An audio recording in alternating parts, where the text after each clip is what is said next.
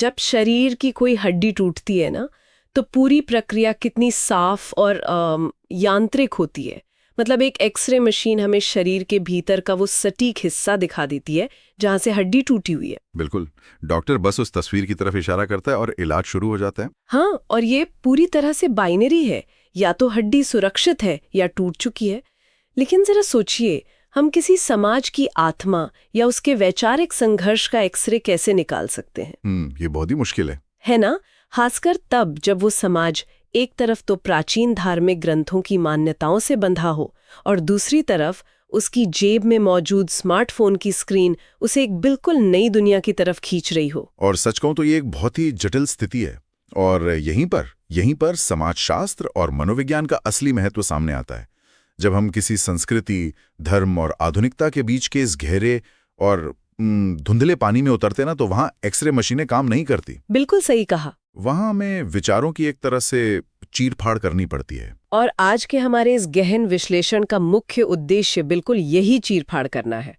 आज की इस विस्तृत चर्चा में हम एक बेहद दिलचस्प और थोड़ी जटिल स्रोत सामग्री की परतों को उधेड़ने वाले हैं। हाँ, और श्रोताओं को बता दें कि ये स्रोत सामग्री शहबाज अहमद द्वारा लिखी गई एक विस्तृत पीडीएफ पुस्तक है। बिल्कुल, और इस चर्चा में गहराई तक जाने से पहले ना, लेखक की पृष्ठभूमि को समझना बहुत जरूरी है।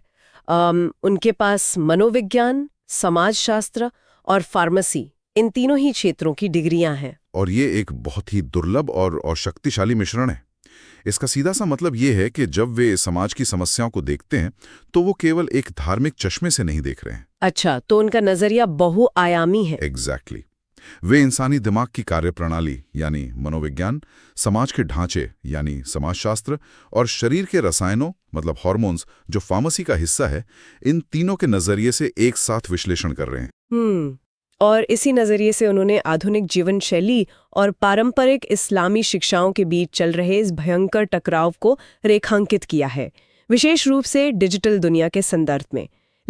लेकिन इससे पहले कि हम उनके तर्कों की गहराई में जाएं, एक बहुत जरूरी बात स्पष्ट करनी है। हाँ, ये बहुत आवश्यक है। आज हम एक तरह से अपना समाजशास्त्रीय लैब कोट पहन रहे हैं। सुनने वालों को ये जानना जरूरी है कि इस स्रोत सामग्री में कुछ बेहद संवेदनशील, राजनीतिक और धार्मिक रूप से विवादास्पद दावे शामिल हैं। बिल्कुल, जैसे कि इसमें लव जिहाद या अंतर धार्मिक संबंधों की चर्चा की गई है। और हम यहाँ बिल्कुल स्पष्ट रूप से ही घोषणा करना चाहते हैं कि हमारा उद्देश्य इन दावों की सत्यता पर बहस करना या उनका समर्थन करना बिल्कुल भी नहीं है। एकदम सही। हम किसी भी पक्ष को सही या गलत नहीं ठहरा रहे हैं। हाँ, हम केवल एक तटस्थ और विश्लेषणात्मक दृष्टिकोण से ये रिपोर्ट कर रहे हैं कि लेखक ऐसा क्यों मानते हैं। ये पूरा विश्लेषण सिर्फ इस बात पर केंद्रित है कि एक रूढ़िवादी और पारंपरिक समुदाय आज के इस तेजी से बदलते आधुनिकीकरण को किस डर और चिंता के साथ देख रहा है। तो चलिए इस वैचारिक संघर्ष की सबसे बुनियादी जड़ से शुरुआत करते हैं। किताब के शुरुआती हिस्से में ही पश्चिमी उदारवाद और इस्लामी दर्शन के बीच का सबसे बड़ा टकराव सामने आ जाता है। हाँ, वो जो स्वतंत्रता की अवधारणा है। बिल्कुल। आज की आधुनिक दुनिया का सबसे बड़ा नारा क्या है? मेरा जिस्म मेरी मर्जी, यानी माय बॉडी माय चॉइस। ये व्यक्तिगत आजादी का चरम रूप माना जाता है, लेकिन लेखक इसे पूरी तरह से खारिज कर देते हैं। और सिर्फ खारिज ही नहीं करते, वे इसे एक शैतानी नियम करार देते हैं। सच में, इतने कड़े शब्द। हाँ, और उनके सीधे खंडन के पीछे की वजह उनका अपना कोई व्यक्तिगत विचार नहीं है।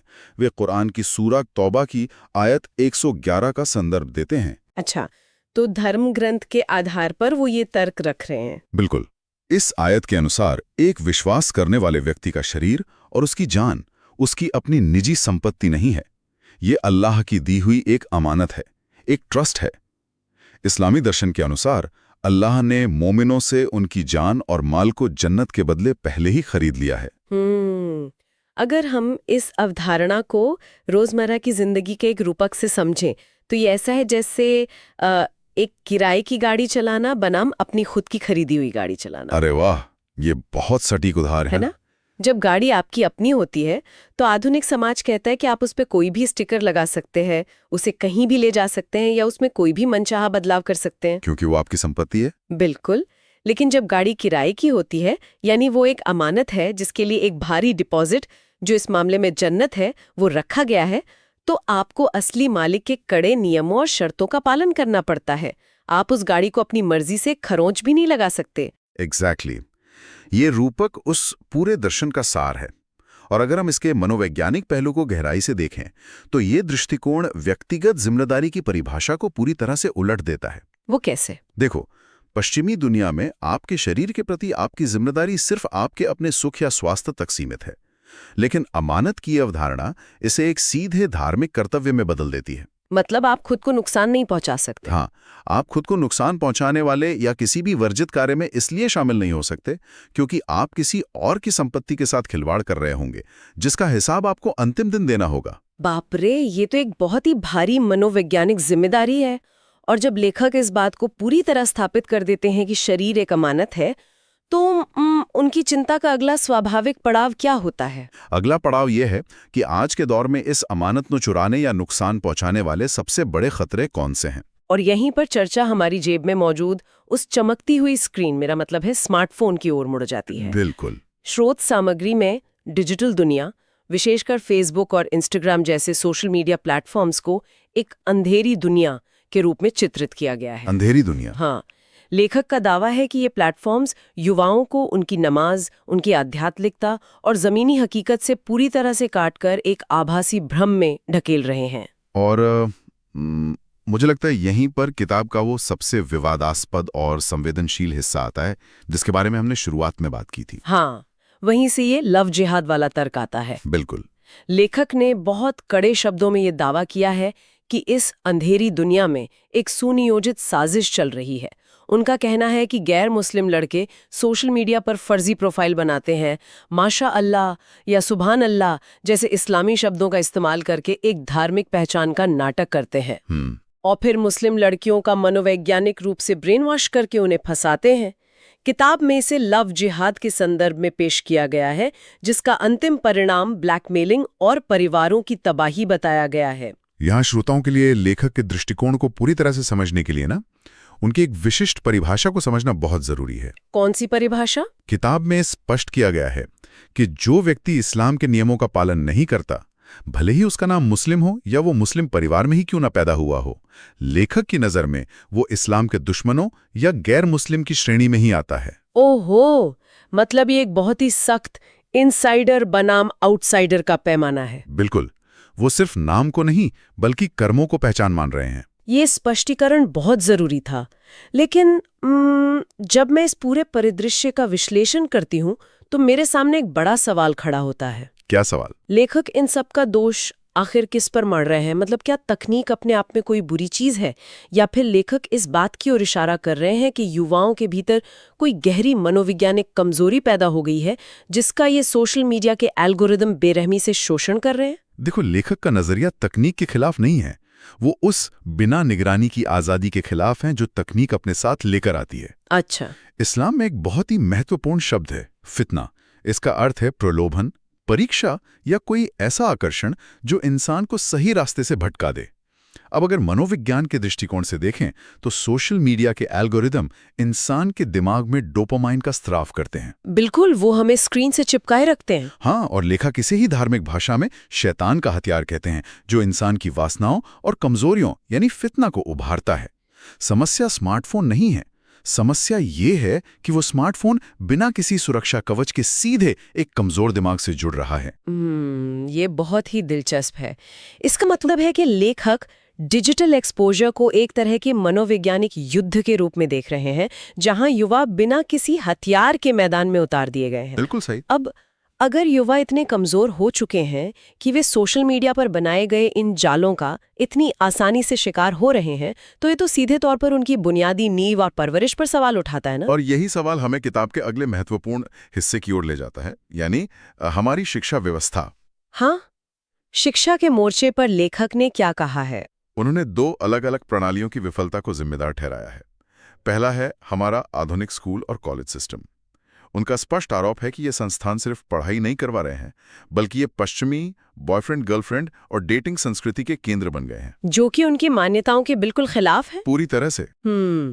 आधुनिक संस्थानों की आलोचना तो समझ में आती है, लेकिन जो बात मुझे सबसे ज्यादा चौंकाती है वो ये है कि लेखक ने अपने ही समुदाय के पारंपरिक और धार्मिक संस्थानों यानी मदरसों की भी उतनी ही कड़ी आलोचना की है। हाँ, और ये किताब का एक बहुत ही आत्मनिरीक्षण वाला हिस्सा है। सच में उन्होंने मदरसों के बारे में क्या तर्क दिया है? लेखक का दावा है कि आज मदरसों की शिक्षा व्यवस्था अंदर से खोखली हो चुकी है।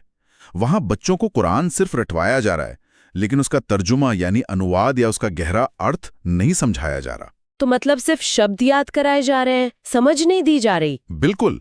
और नतीजे के तौर पर बच्चे सालों की पढ़ाई के बाद आलिम या फाजिल जैसी बड़ी डिग्रियां तो हासिल कर लेते हैं, लेकिन उनके भीतर धर्म की वास्तविक समझ या वो मनोवैज्ञानिक मजबूती पैदा ही नहीं होती जो आज के इन आधुनिक चुनौतियों का सामना कर सकें। अगर हम इसे भी डिजिटल सुरक्षा की भाषा में समझें तो ये कुछ ऐसा है जैसे आपने अपने कंप्यूटर में दुनिया का सबसे बेहतरीन एंटीवायरस सॉफ्टवेयर इंस्टॉल तो कर लिया है। एंटीवायरस मतलब कुरान के शब्द? हाँ, शब्द इंस्टॉल कर लिए, लेकिन आपने कभी उसकी लाइसेंस की एक्टिवेट ही नहीं की, यानी उसका अर्थ और तर्जुमा नहीं समझा। अब जब तक सॉफ्टवेयर एक्टिवेट नहीं होगा वो काम कैसे करेगा? बिल्कुल नहीं करेगा। और जब सोशल मीडिया के रूप में कोई मनोवैज्ञानिक वायरस हमला करता है तो सिर्फ रटी हुई आयतें दिमाग को उस प्रलोभन से नहीं बचा पाती। एक बहुत ही सटीक तुलना की आपने। बिना अर्थ समझे किया गया रट्टा मारना कभी भी कोई संज्ञानात्मक रक्षा कवच नहीं बनाता। और इसके साथ ही लेखक ने पारिवारिक स्तर पर एक और गहरे मनोवैज्ञानिक पतन का जिक्र किया है। अच्छा, वो क्या है? वो है माता पिता की हराम कमाई यानी अवैध आय। इसका बच्चों की परवरिश पर सीधा क्या प्रभाव पड़ता है? लेखक का समाज शास्त्रीय तर्क ये है कि जब घर में हराम की कमाई आती है तो उसका सीधा असर बच्चों के व्यवहार पर पड़ता है। वे इसे बेशर्मी और आवारापन का मूल कारण मानते हैं। और इससे घरों के भीतर का जो शक्ति संतुलन है ना, वो पूरी तरह से पलट गया है। शक्ति संतुलन पलट गया है मतलब एक समय था जब बच्चे अपने माता पिता के खौफ में रहते थे, लेकिन आज माता पिता अपने ही बच्चों से डरने लगे हैं। उन्हें हर वक्त ये चिंता सताती है कि कहीं उनका बच्चा सोशल मीडिया के प्रभाव में आकर कोई गलत कदम ना उठा ले या घर छोड़कर ना भाग जाए। उफ, ये एक बहुत ही भयानक सामाजिक अवलोकन है। तो अगर हम इस पूरी तस्वीर को एक साथ देखें, एक तरफ सोशल मीडिया का फितना है जो 24 घंटे काम कर रहा है, दूसरी तरफ आधुनिक शिक्षा डेटिंग संस्कृति को बढ़ावा दे रही है, मदरसों की शिक्षा एंटीवायरस की तरह फेल हो रही है, और हराम कमाई ने घरों के अंदर माता पिता के अधिकार को कमजोर कर दिया है। हाँ, एक तरह से पूरी व्यवस्था चरमरा रही है। उन्होंने मुख्य रूप से 2 समाधान प्रस्तुत किए हैं। पहला है पर्दा और दूसरा है जल्दी निकाह या विवाह। अच्छा, पर्दा। लेकिन पर्दे की अवधारणा को लेखक ने सिर्फ कपड़ों तक सीमित नहीं रखा है ना। उन्होंने इसके समर्थन में कुरान की सूरा अन-नूर की आयत 31 और सूरा अल-अज़ाब की आयत 59 का विस्तारित संदर्भ दिया है। बिल्कुल। पर्दा उनके अनुसार केवल शरीर को ढकने वाला कपड़े का कोई टुकड़ा नहीं है। ये व्यवहार आपकी नजर और चरित्र की शालीनता है। और इसी संदर्भ में वे आजकल के तथाकथित फैशन वाले बुर्कों की बहुत सख्त आलोचना करते हैं। फैशन वाले बुर्के? हाँ, उनका तर्क है कि पर्दे का मूल उद्देश्य विपरीत लिंग का ध्यान अपनी ओर से हटाना है। लेकिन अगर बुर्का ही इतना फैशनेबल हो जाए कि वो लोगों का ध्यान खींचने लगे, तो वो पर्दे के मूल दर्शन को ही खत्म कर देता है। किताब में इस बात को समझाने के लिए पतंग का जो उदाहरण दिया गया है वो मुझे बहुत ही शक्तिशाली और विचारोत्तेजक लगा। हाँ, वो डोर वाला उदाहरण। बिल्कुल। आधुनिक पश्चिमी सोच के अनुसार पतंग की डोर एक कैद है। अगर आप डोर काट देंगे तो पतंग आजाद हो जाएगी और आसमान में और ऊपर उड़ेगी। लेकिन लेखक का समाजशास्त्रीय ढांचा इसे बिल्कुल उलट देता है। वो कैसे? वे कहते हैं कि पतंग तब तक ही आसमान में शान से उड़ती है जब तक वो उस डोर से बंधी है।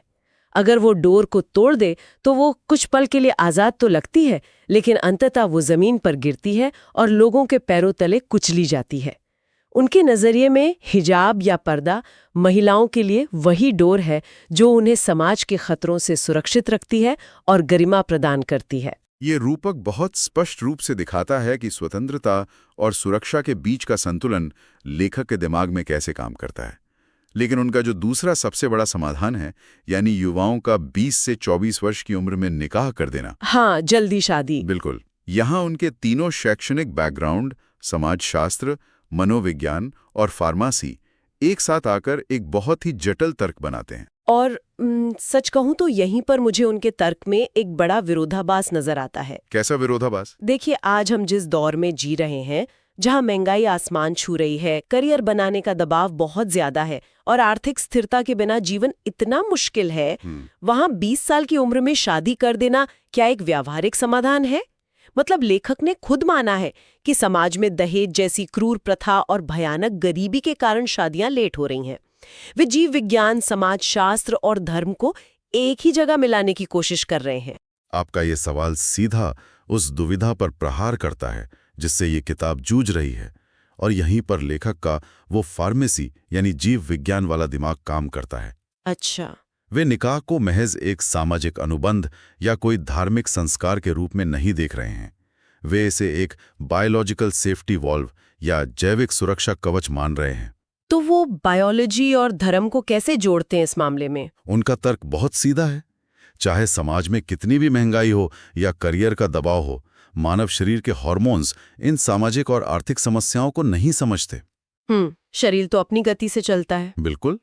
20 से 24 साल की उम्र में शरीर में हार्मोन्स का स्तर अपने चरम पर होता है। अगर इस उम्र में निकाह के जरिए इन जैविक इच्छाओं को एक वैध और धार्मिक रूप से स्वीकृत रास्ता नहीं मिलता है, तो युवा अपनी इच्छाओं को दबा नहीं पाएंगे और वे जिना यानी अवैध शारीरिक संबंधों की ओर भागेंगे। ओहो। लेखक के लिए समाज के नैतिक पतन को रोकने के लिए हार्मोन्स को नियंत्रित करना करियर और पैसे से कहीं ज्यादा जरूरी है। तो इसका मतलब है कि वे एक आधुनिक सामाजिक और आर्थिक संकट का समाधान एक 7वीं सदी की धार्मिक संस्था और शुद्ध जीव विज्ञान के जरिए करने की कोशिश कर रहे हैं। बिल्कुल, उनका नजरिया यही है। लेकिन क्या होगा अगर लोग उनकी इस बात को न माने? मतलब अगर कोई युवा कहे कि मुझे 28 साल तक शादी नहीं करनी क्योंकि मुझे अपना करियर बनाना है, तो लेखक उन्हें कैसे रोकते हैं?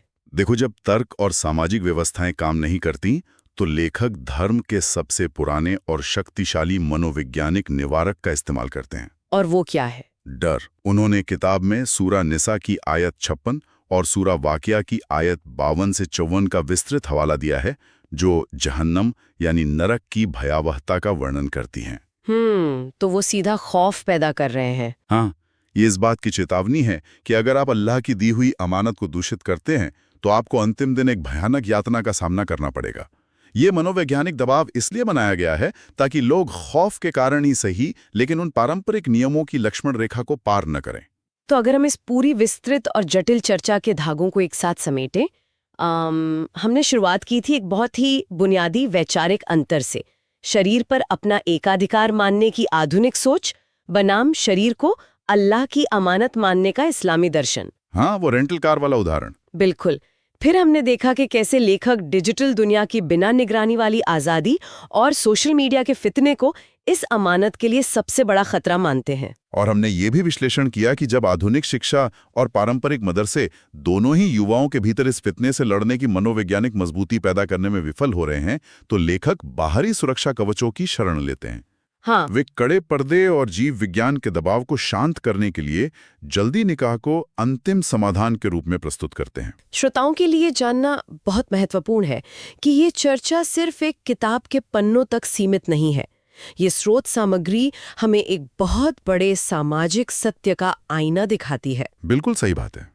ये हमें ये समझने में मदद करती है कि हमारे समाज का जो पारंपरिक और रूढ़िवादी वर्ग है, वो इस बेलगाम रफ्तार से हो रहे आधुनिकीकरण को किस नजरिए से देख रहा है।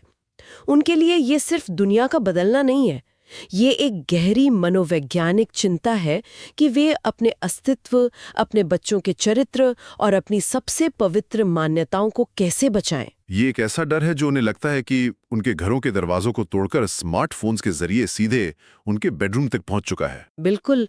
और अब जब हम इस गहन विश्लेषण के अंत पर पहुंच रहे हैं, मैं एक ऐसे विचार के साथ इस चर्चा को विराम देना चाहती हूं जो इस पूरी किताब के पार जाता है। स्रोत सामग्री ये दिखाती है कि जब खतरा बढ़ता है तो समाधान के तौर पर अलगाव की ऊंची दीवारें खड़ी करने की कोशिश की जाती है, जैसे सख्त पर्दा और जल्दी शादी करके दुनिया से कट जाना। हाँ, तो क्या ये रणनीति लंबे समय तक काम कर सकती है? ये एक बहुत ही गहरा सवाल है। यही वो बड़ा सवाल है जिस पर हम सबको विचार करना चाहिए।